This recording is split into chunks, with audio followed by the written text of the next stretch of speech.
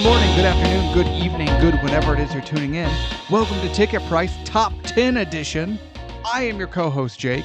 With me as always, sitting across the way, at the master control, co-host extraordinaire, and the only man who sits down to record top 10s without having a finished list. Tevis at master control. Tevis, how are you, sir? I'm almost done. I gotta write a couple more down. You are wildly out of time. I am so bad at this. The teacher is walking around to the desks collecting the homework. We are passing our papers to the left, to the kid at the end. I'm still filling in the circles. Pencils down. Quick. A. You are out of time. So,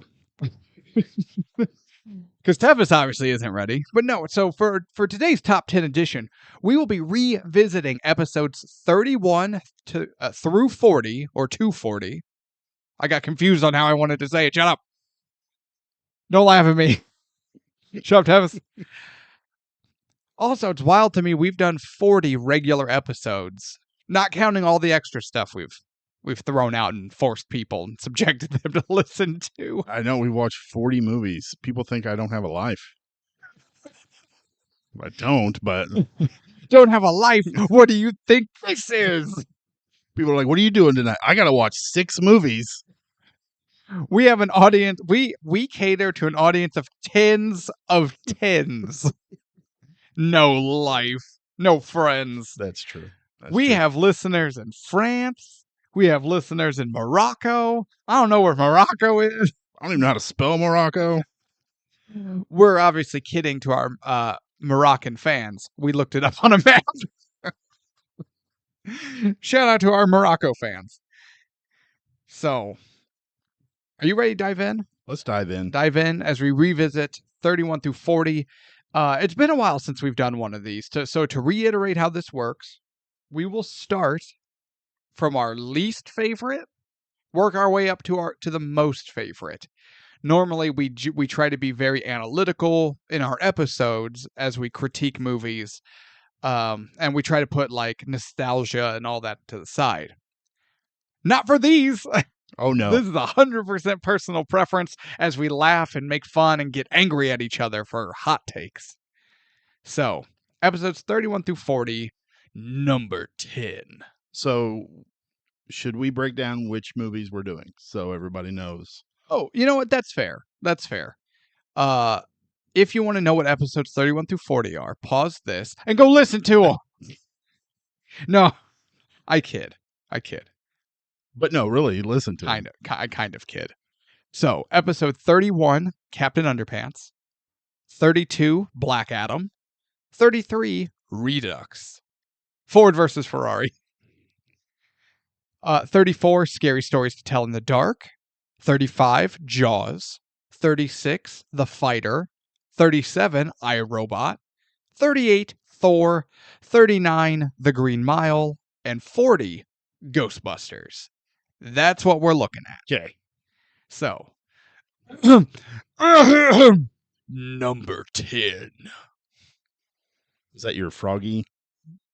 No, I was trying to go for like a Resident Evil. Oh, okay. You know, number 10. Nice. Thank you. It hurts when I do it, though. I used to be able to do a Yosemite Sam impression. Oh, my God. But it hurts like crazy.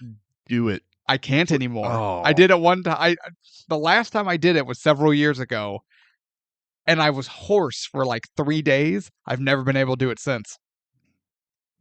I'm sad now. I was all hoping you would break one out. I'm not kidding, though. Ask my wife. Like, I used to be able to do Yosemite, and I can't do it anymore. I hurt myself. Okay, number 10. No, say it with some balls. Number 10. Number 10. You want to go or you want me to go? I think it won't matter. I don't know. All right. So for me, I'll start. I'll break the ice. For me, the worst movie in our 31 to 40, hands down, Black Adam. I knew that's where you were going. This movie is an atrocious, boring, train wreck, and I regret watching it. Not just because it's a bad movie, but because I'm pretty sure it lowered my IQ. And I don't have that. I don't have many IQ points to spare. Fair. Yeah, that's spot on, honestly. Like, these characters are generic, one-dimensional, and dumb. Our anti-hero, whatever, of Dwayne Black Adam Johnson is boring and unlikable. So it's one thing. It's boring, but he's enjoyable, like Mr. Rogers, right? Or they're like how dare you do that to Mr. Rogers? That man is an American icon. Okay, wait a minute. We've argued before about America's Dad. What if we just go Mr. Rogers? No, because it's Dan Connor. It's not Dan Connor. It's not. It is. It's not. Dan it's Connor. Bob Saget. Oh, for God's sake, it's no. Danny Tanner. I couldn't remember who yours was, and I was scared to death that it was Bill Cosby from The Cosby Show. Well, that was original America's Dad until, all the allegations came out. And now it's Danny Tanner, Bob Saget, the late great. It's not Danny Tanner. No, it's not. It's not Danny Tanner, no. Oh, it's Dan Connor. Oh, too many Dans. It's Mr. Rogers. There, well, that's fine. We'll go with Mr. Rogers. So, but he's also not like entertaining and unlikable. Black Adam isn't, like Deadpool. Although, man, Ryan Reynolds has one character and it's getting on my goddamn nerves. At the time of this recording, Deadpool Wolverine has not come out yet, and everyone's talking about it. And I genuinely might not watch it because I'm pretty sure I'm over Ryan Reynolds, and Ryan Reynolds is Deadpool. His Deadpool character is bleeding over into his Mint Mobile advertisement. And every time I turn on YouTube, the advertisements for Mint Mobile comes on, and I'm just like, shut the fuck up.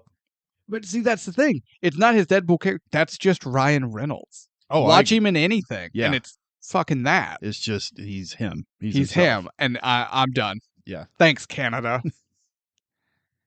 Take him. I'm excited back. for Deadpool 3, but I don't know if I'm going to walk out of that theater with the same enthusiasm. Tell you what, you cover the ticket. I'll get us some popcorn. Then I will watch it. You'll throw it on the floor like you did at Godzilla. I'll cry. But no, Black Adam, but that's the thing. So Black Adam is it's a bad movie. It's bad characters. It's bad writing that, again, we need to be careful with how we word this, but, they take a lot of inspirations and directly transplant those into their movie.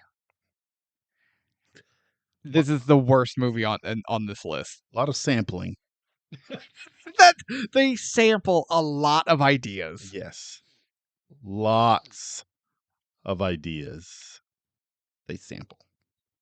So what is yours if not Black Adam? This one might be, it won't be a surprise, but if it's not Black Adam, there's only one on this list that I think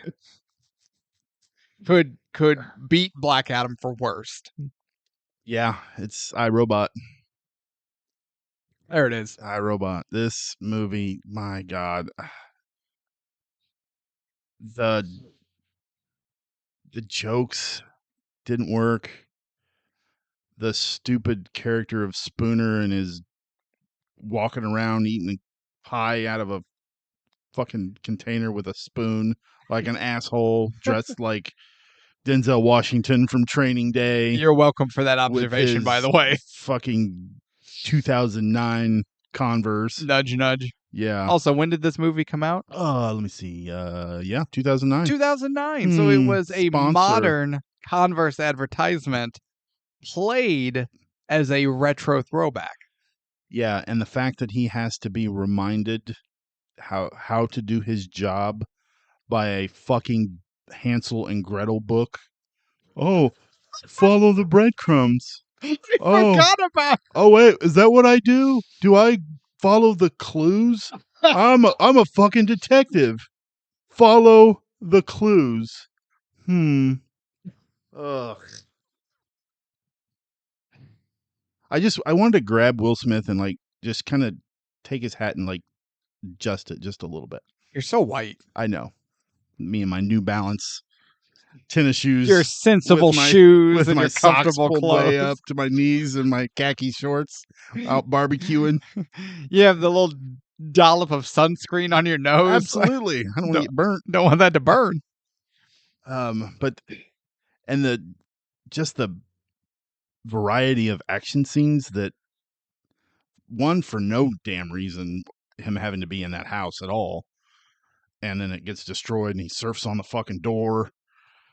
It's Matrix inspired jumping off motorcycles with two guns blazing. It doesn't fit that movie, and it sucks. I hated it. So that is my number 10. Well, I don't think we're gonna have a lot to say for our next Did we just flip flop? number 9. For me, number 9 is iRobot. This movie is not great. In my opinion, it's not as bad as Black Adam, because at least I found some entertainment value in iRobot. Not a lot, and not anything of substance, but you know.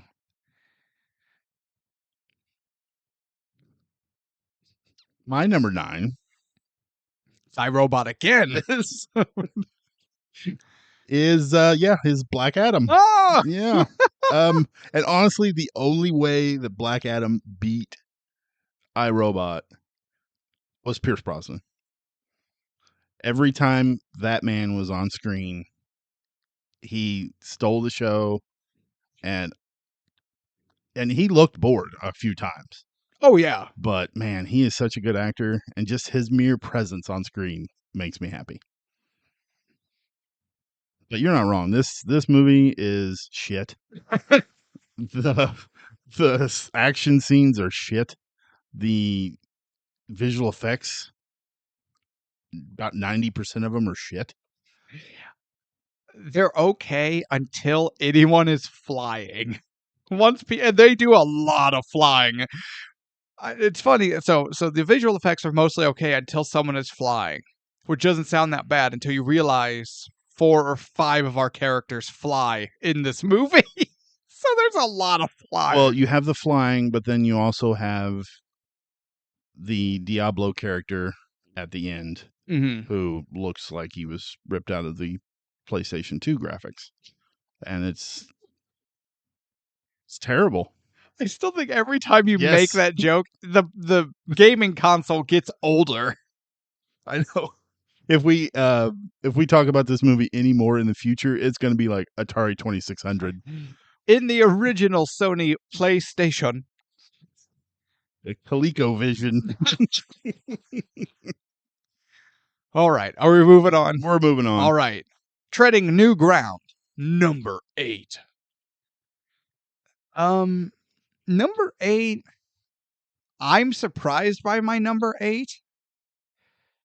But it wasn't a difficult decision to make. And maybe that's what was surprising about it. For me, number 8 is Thor. Oh. Again, this movie is boring. And it doesn't look that great. Now, it looks way better than iRobot and Black Adam.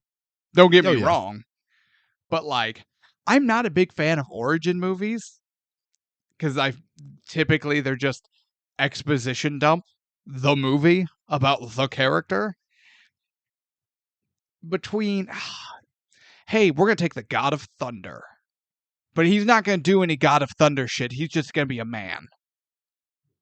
Oh, why do I care? That sounds boring. Oh, but don't worry. He's going to fight a giant death robot. But he's a Norse mythology character. And even in the comics, there's a lot of Norse mythology characters and monsters. So he's fighting a robot instead of something cool? All right, well, we'll go with it. Oh, and he kills it instantly. Okay. Oh, and now he's going to fight his little wiener brother, Loki, who we know Loki isn't a fighter. he's a half-ass sorcerer. He's barely magic. And he's not at all a fighter.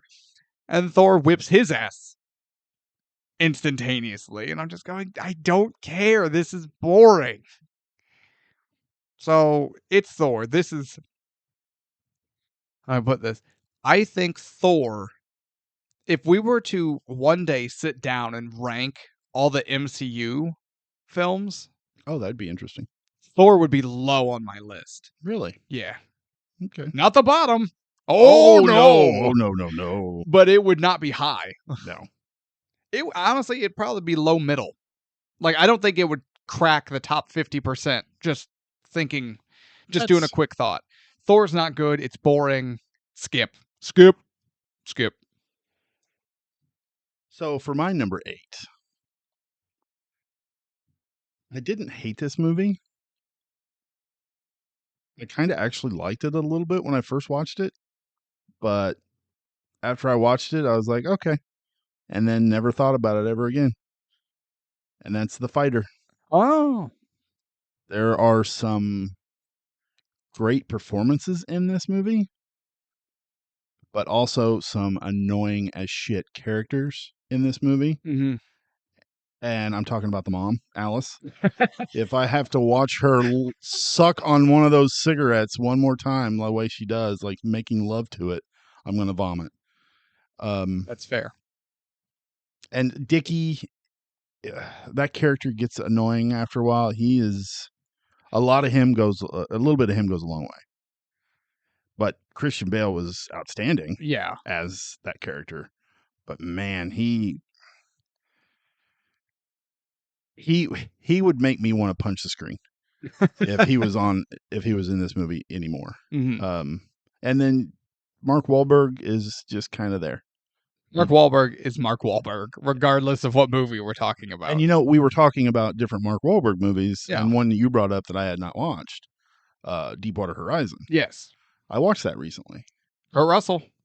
That movie is fantastic. Yeah. And Kurt Russell. Mark Wahlberg is good in that. He's fine. At the end, when he, spoilers, gets off of the tanker, the oil rig, and gets rescued and is in the hotel room or in the hotel getting accosted by people trying to find out did my son get off? And he almost has PTSD, but then he goes to his room and he just loses it. Holy shit, man. He is outstanding in that. Yeah. In that moment.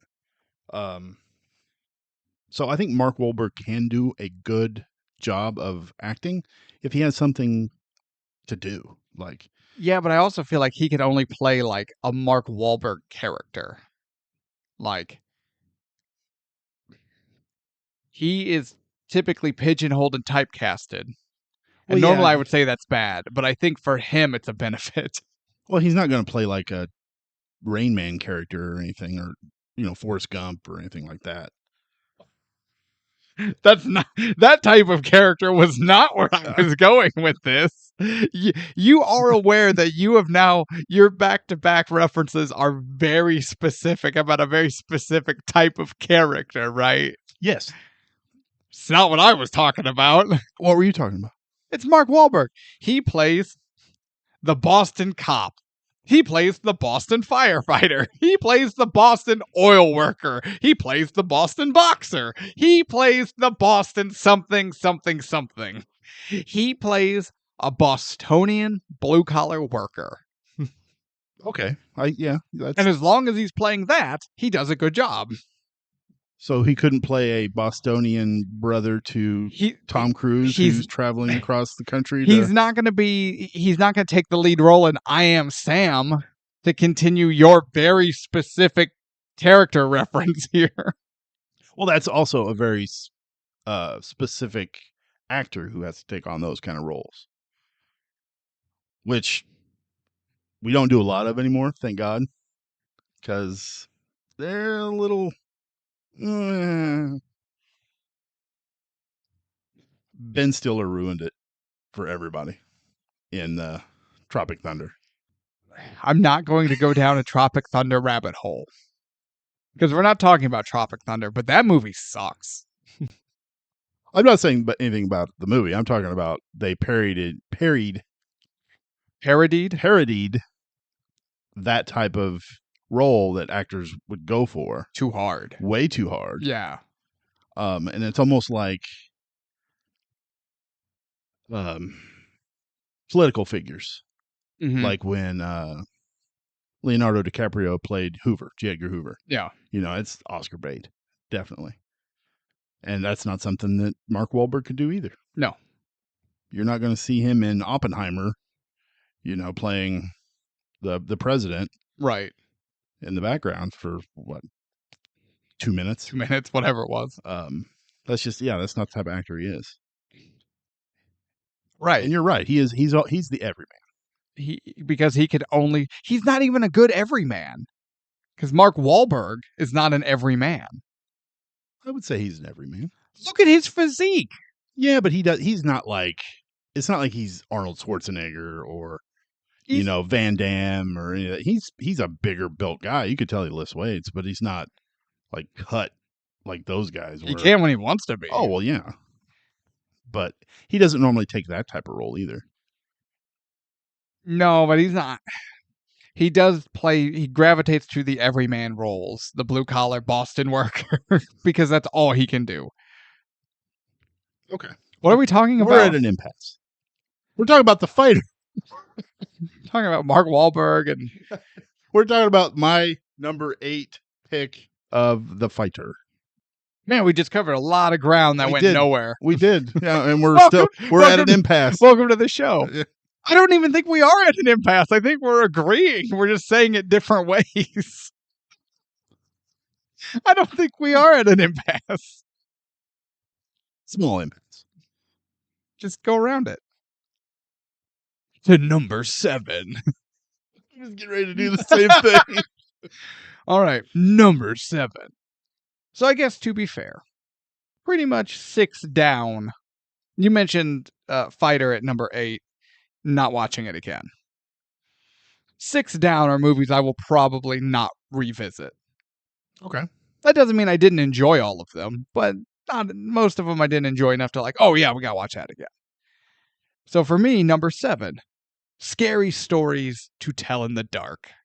Okay. It's a fun enough, entertaining horror light, for the younger audience. It's a jaunt in the horror genre. It's got if attack cliched, but it's got entertaining and believable enough cast of kid characters, and I like the way the writers worked the different short stories from the book into a single cohesive narrative instead of chopping it up into this story, this, you know what I mean? Yeah. Like an anthology. Exactly. That's the word I was looking for. So yeah, I think it's fun and cool. It's got those weird political elements that I don't totally understand why they exist, but regardless, this was a fun watch, but I don't know if I'd revisit it again. But if you like horror movies, if you are someone like Tevis and you're passing that love on to your kids, Scary Stories to Tell in the Dark will be a fun and enjoyable introduction to that world. Okay, well, my number 7 is Thor. I enjoyed it, but it just, I don't know, it's not very high on my list. There were moments where it was kind of boring, a little slow.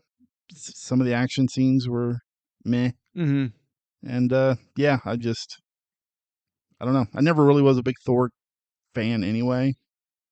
But watching it for the first time in the theater, I was like, oh man, this is pretty good. But the more I've watched it, I'm like, okay, this is as good as it is. I'm done. I don't think I'll ever watch it again. No. So if we were to rank all the MCU movies, whereabouts on that list would Thor fall? I think you had it right. About under 50. Yeah. Yeah.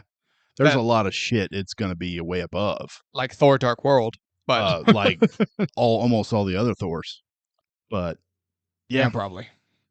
Yeah, maybe Ragnarok be above it, but I don't think so. See, I think Ragnarok would be above. It's been a while Thor. since I've seen Ragnarok, That's and fair. I think the humor that just is kind of taken over Thor's character is a little too much. Okay.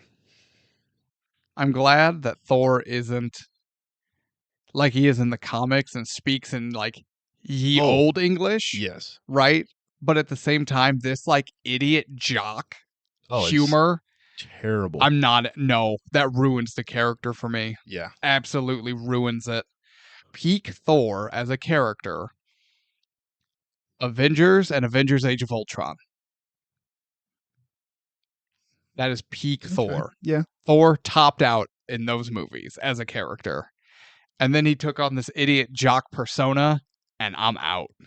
Yeah, I almost got up and walked out of Love and Thunder. About halfway through, I was like, I don't want to be here anymore. You know what? Hold on. I'll tell you right now. Hold on, I got this. You want to know why Thor Ragnarok will be the highest Thor movie? For no other reason than the immigrant song. Oh, Scene. absolutely. That's Both of them. That's it. Yes. Thor. That is both times they do that. It's outstanding. Yeah, Thor coming down, dropping Hellfire to the immigrant song by Led Zeppelin. Yeah. And here's the thing. That action-wise, that's some pretty peak Thor shit. Like, you are in the moment with that. Then they tried to do it again in Love and Thunder with Guns N' Roses, right? I can't think of the song though. Don't even know. I had checked out. It was either Welcome to the Jungle or I'm pretty sure it was Guns N' Roses, and it's just it's not the same. But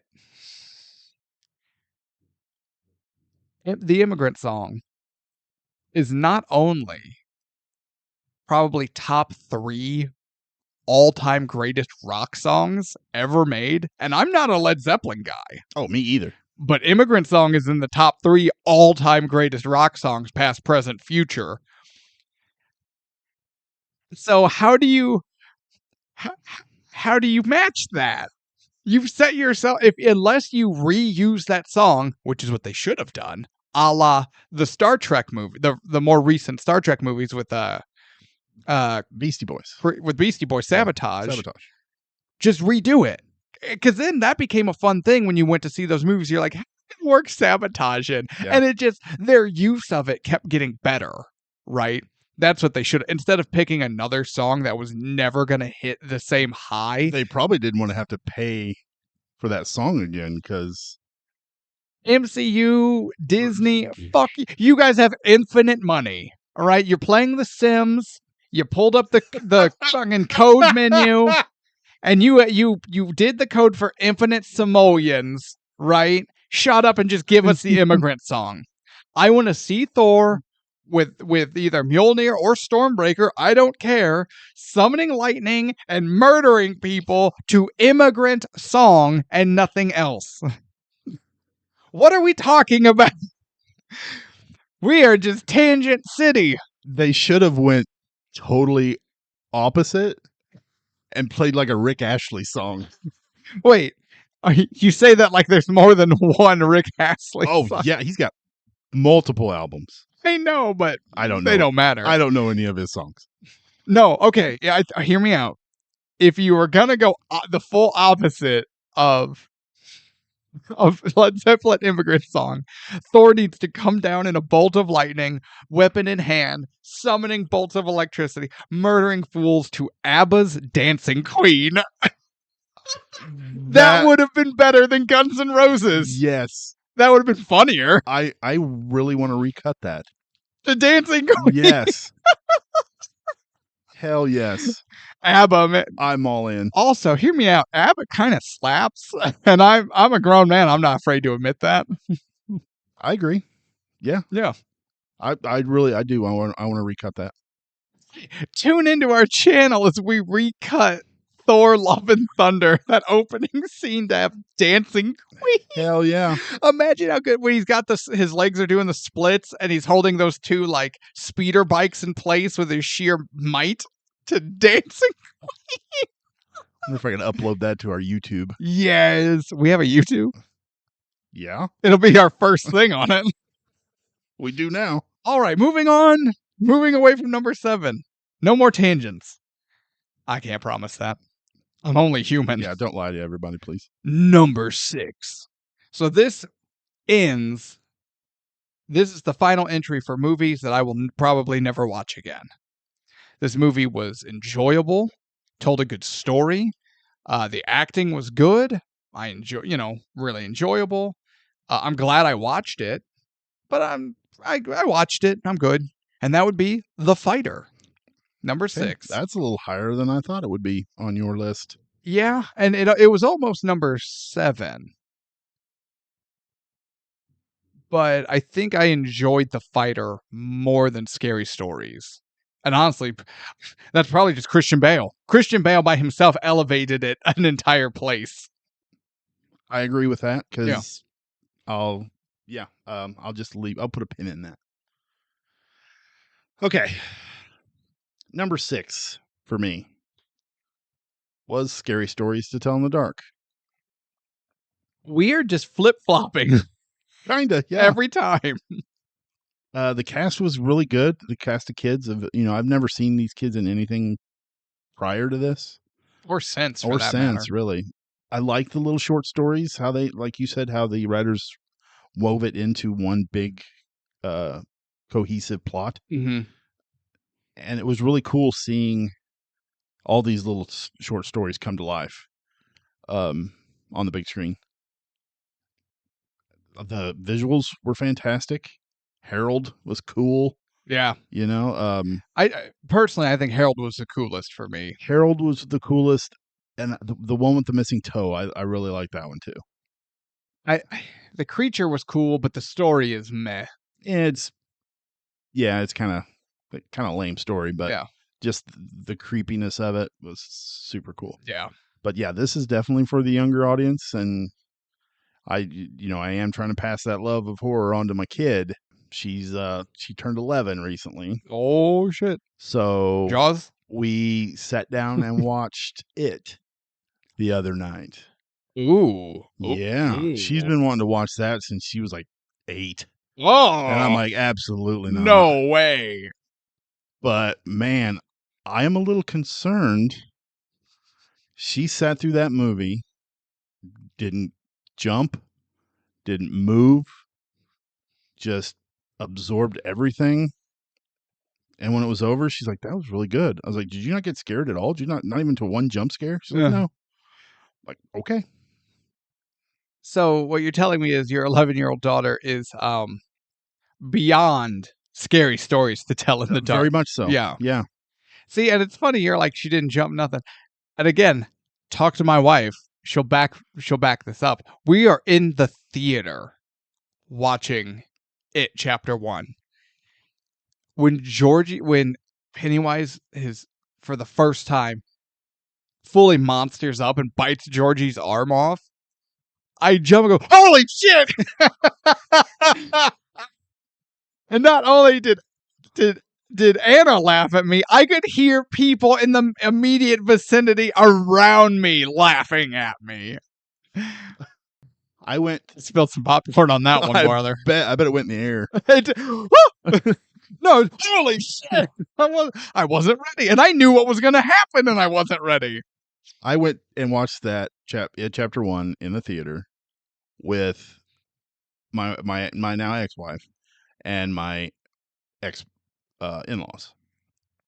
So it was me sitting here. My left was my wife, and on the other side of her was her mother, and on the other side of her was her father. When the part came up where Pennywise comes out of the movie projector screen, holy shit. Both of the females to my left screamed so hard. I thought I was deaf in my left ear. And I had claw marks on my arm. Yeah. Yeah, that was. So I was anticipating that moment watching it with my daughter. Shit, that moment came on. She's sitting there with a bowl of popcorn, just like, meh. And it was over. I was like, did you not like this? She said, no, it was really good. God, I'm raising a psycho. I was gonna say you might need to be concerned. Yeah. She's going to be standing over my bed when I'm sleeping going, red rum, red rum. She's just gonna you're just gonna wake up. She's just gonna be over your bed, not say a word, and just stare at you unblinking. And you're just, "Hun, you okay, sweet pea?" Like she's just gonna stare. All right, tangent's over. Do a drop kick on her ass. Now, football drop kick or wrestling drop Wrestling kick? drop kick. Like Bam Bam Bigelow, Hell man. yeah. And after I'm done, I'm going to do a cartwheel just like he used to do. The Beast from Asbury Park, right? I love Bam Bam Bigelow. He was so good. All right, number 5. So honestly, from Scary Stories up are all movies I enjoy. But 5 is the first one I'm like, oh yeah, I'll rewatch. Definitely. But for me, it's a classic. So you probably already know what it is. It's a classic. Great cast. And every time I watch it, I enjoy it. But it's also one of those where I'm like, yeah, I enjoyed that, but it's never like gut busting or I'm never like super into it. But I enjoy it all the same, and that would be Ghostbusters. Because you know what? Busting makes me feel good. For me, the top 5 was really difficult. I love all of these movies. I'll rewatch all of these movies multiple times. But for me, on number 5, very similar to you, was Ghostbusters. Wow! Yeah. I thought, oh my God, I thought Ghostbusters would be top 3 for you. Like, no doubt in my mind, I thought Ghostbusters was going to be top 3 for you. Man, I am shocked. This list was tough. Slightly appalled. This was tough. Everything kept moving, up 2, down 1. Oh, God. How much Christian Bale is there? Yeah. If Christian Bale would have been the Stay Puft Marshmallow Man, I'd be like, okay, up 2. If he was Zool. If he played one of the dogs, yeah, hell yeah.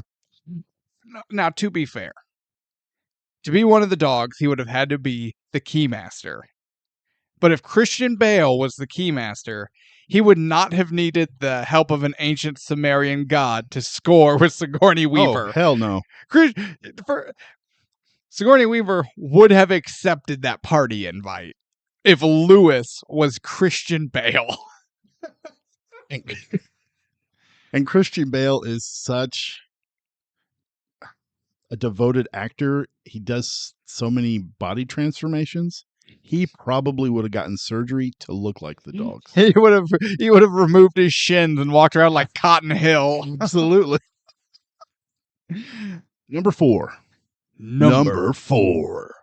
So for me, this was a movie I'd never seen before.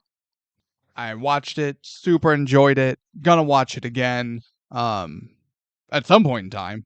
It's not on my. I don't have it written down for like Tuesday. I'm watching this, but great story, great cast, such a fantastic watch, and there's that you have the overall plot, and then you have all the smaller stories woven in, whether it be character interactions and their dynamics or the racing scenes and how each one tells a unique individual yet coherent and complete story in of themselves that it draws you in so completely. The entertainment value is off the charts with these racing scenes. And obviously I'm talking about Ford versus Ferrari. Like, damn. This is not a racing movie, right? It's so much more than that. But it makes me want to watch a racing movie where the racing is more front and center, more forefront. But it has to be this good. It has to be Ford versus Ferrari good, and that's not easy to accomplish. After I watched Ford versus Ferrari, I was kind of like you. I was like, man, I want to watch another racing movie. And I cannot remember the name of the movie, but it's got Chris Hemsworth and the guy who played in Civil War, the main baddie, Baron Zemo. Okay, yeah. I cannot remember his name. Oh, I don't know it. But it was a Formula One sure racing movie. That sounds familiar, but I couldn't tell you the title. I do not know, but man, and it might be a spectacular movie, but it didn't draw me in the first 15, 20 minutes, and I quit watching it. Mm-hmm. And I think it was because I was looking for something this good, and it just wasn't there. So wait, what's your number 4? My number 4 is a movie I was not really looking forward to watching the first time I watched it.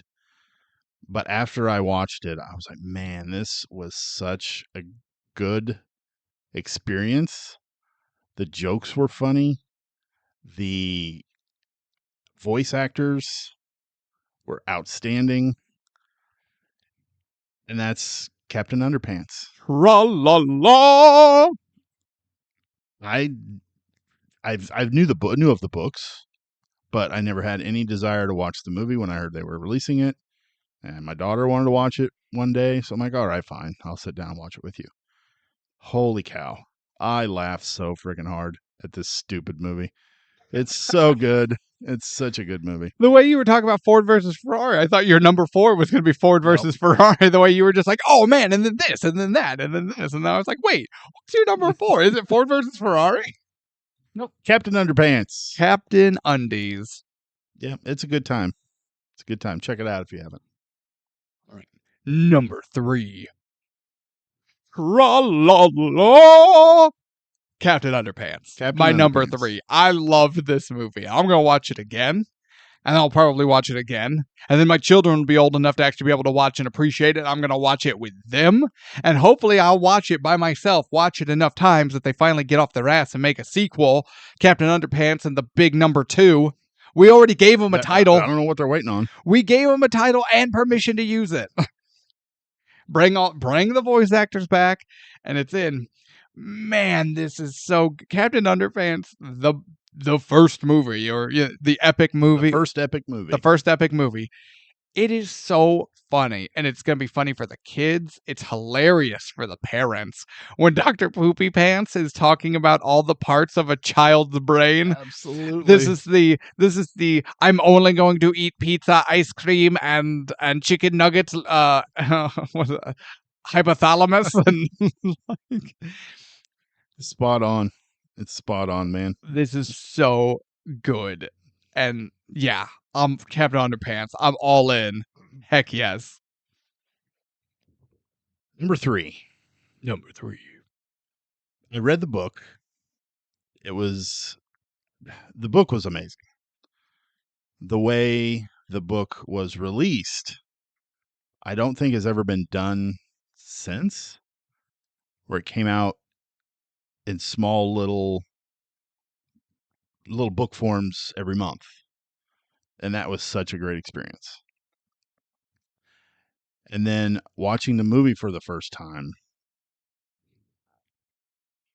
I have never cried so hard at the end of a movie, I think, than I did at this movie. That's the Green Mile. Michael Clark Duncan is such a great John Coffey. He's the only. There's no one else that could have. No, not at all. Tom Hanks is phenomenal. David Morris is outstanding. The entire cast is great.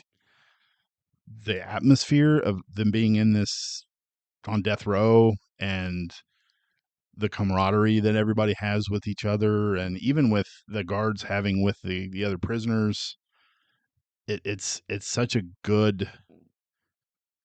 It's just such a good experience. Just sit down and watch this movie. And my God, that ending. Oh, Ugh. gut punch. Yes.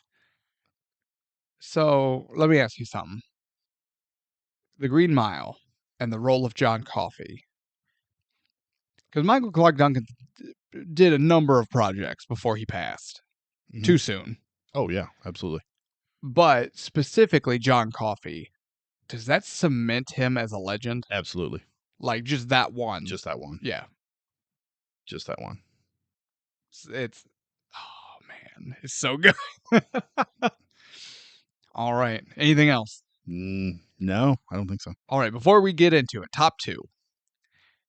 This decision of what to place for 1 and 2 caused me to beat my head against the wall and then beg my wife to make the decision for me, which she refused. So thanks, honey. I appreciate you having my back.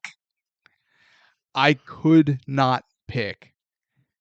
It was like Sophie's Choice. It felt like I had to choose between my children. Okay. I did ultimately make a decision, but it was not easy.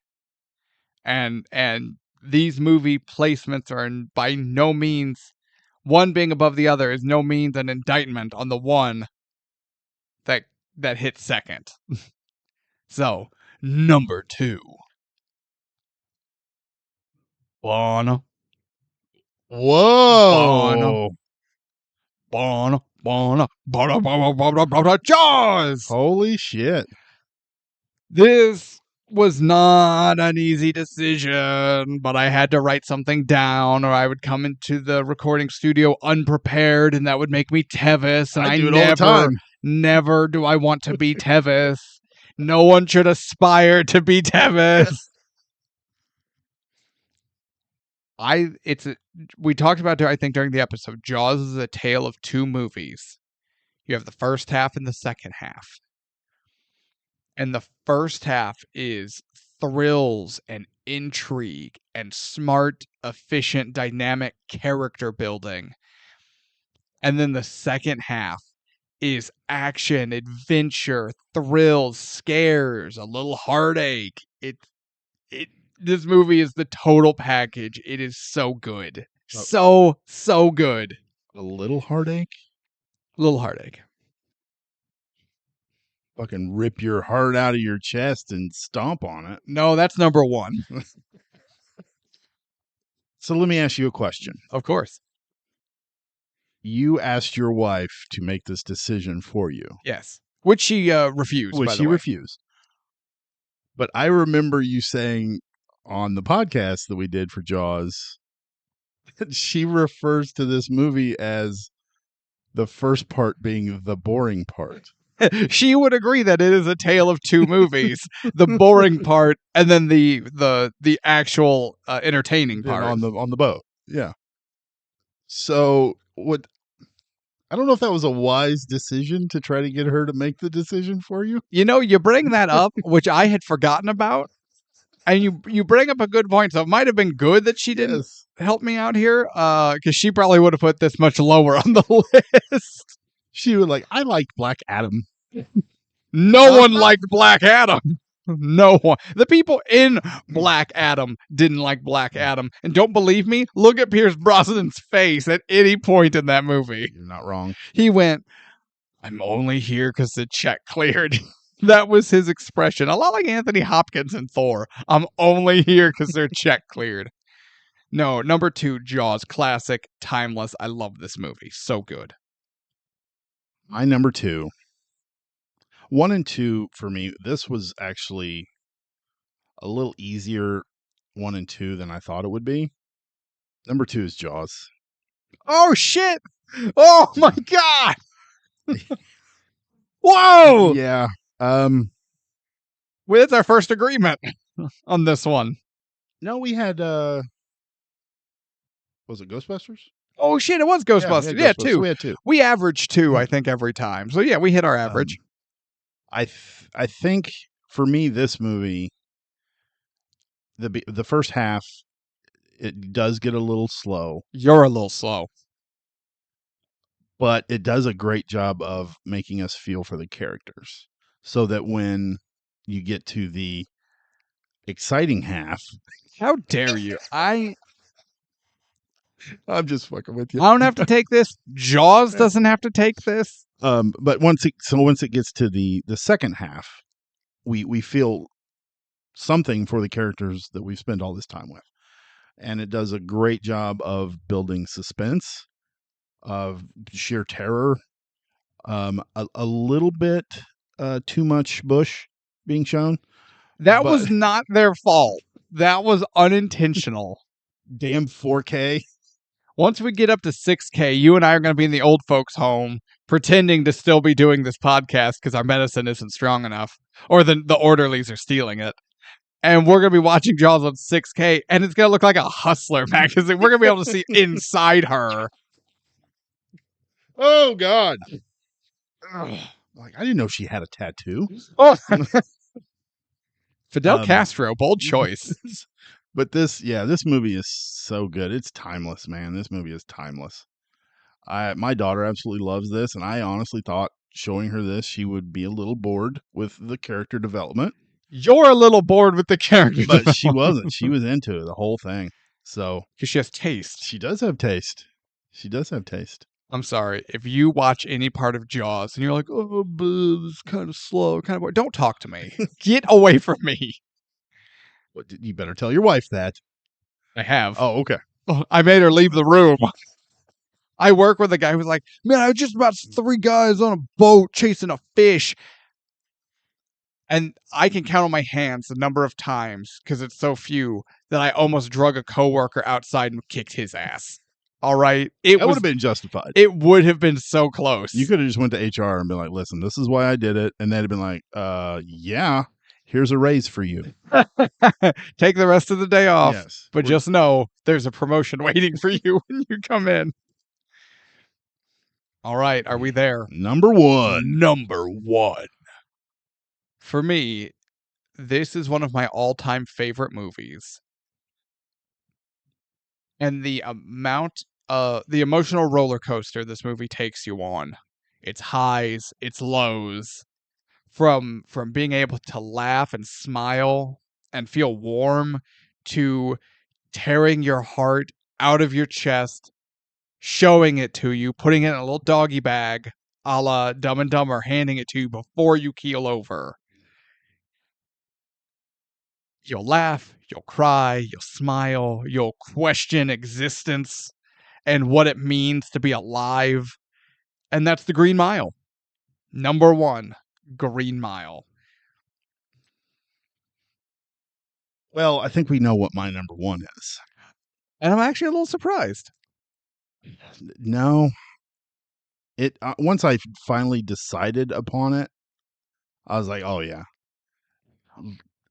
Wait, are you about to remove a pin on a comment we made earlier about about Christian Bale? About Christian Bale elevated the hell out of this. I don't know if this movie would have hit the same if he was not Ken Miles. The way he portrays that character's a dickhead. He throws a wrench at Matt Damon's head, and you still like the guy.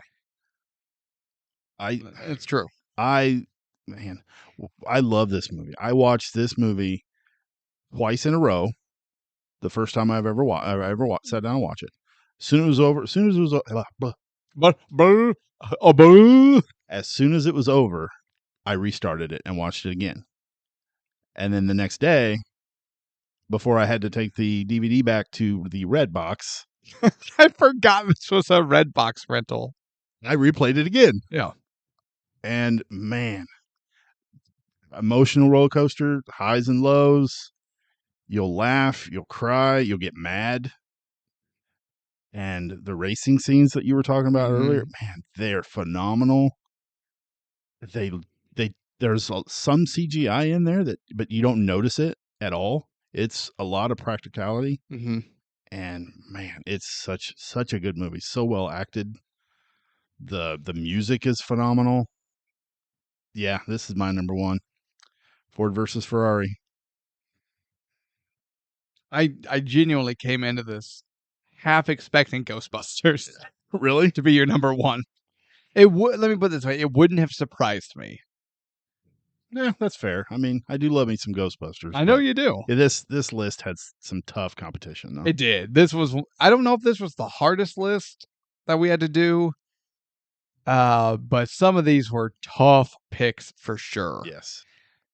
All right. Anything else? Nothing here. All right. So, folks, thank you for joining us. We are Ticket Price. I'm Jake. That's Tevis. We're going to wrap this up. Q&A section at the bottom. Hit us up. Tell us your top 10 for these picks. What did we get wrong, right, too high, too low, and why? We love hearing from you guys. As always, take care of yourselves, take care of each other, and have a good one. Good night.